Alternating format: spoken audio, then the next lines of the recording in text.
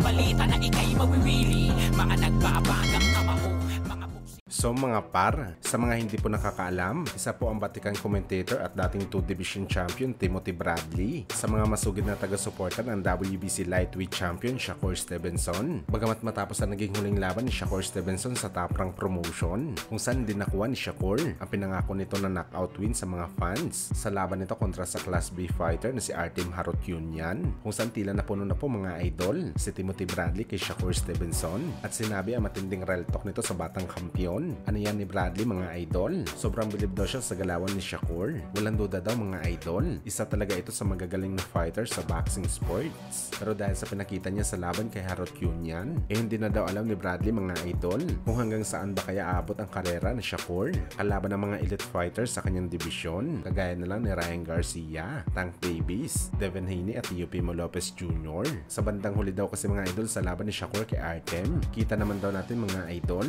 na kaya na nito pasukin at wasakin si Artem kung talagang gugustuhin ni Shakur. Kung saan nakita naman daw ni Bradley na pinasok naman daw ni Shakur si Harutyunyan. Kaso ang problema mga idol ay siya ang nakatikim ng punishment galing sa kalaban at hindi daw maintindihan ni Bradley mga idol kung ano ang problema dito. Kung mahina ba si Shakur na makipagbakbakan ng malapitan o di kaya walang bigat ang kamao nito para magpahinto ng kalaban dahil nakakatama naman daw ito ng sulit kay Harutyunyan sa ulo at body shot. Dagdag pa ni Bradley Boy, ang hindi pa daw talaga nito nagustuhan kay Shakur habang nasa break ito sa laban kay Artem, nakikipagbardagulan daw si Shakur sa kanyang lolo o trainer. Sinasagot daw ni Shakur ang kanyang coach na wala namang may ginawang mali kundi ang magbigay ng advice sa kanya kung anong gagawin nito na tama sa bakbakan at hindi daw ito isang magandang bagay mga idol sa isang team. Toxic daw ito mga idol kapag ang boxer ayaw makinig sa kanyang sariling coach. Bagamat dahil sa mga sinabi na to ni Bradley mga idol, agad naman rumesback si Stevenson at tinawag nito na kalbong panot si Bradley Boy at sinabing baka magtapos daw ang karera ni Shakur na mas marami pa daw ito sa knockout kumpara kay Bradley. Kaya wag daw umasta si Bradley mga idol dahil hindi daw siya katulad ni Mike Tyson.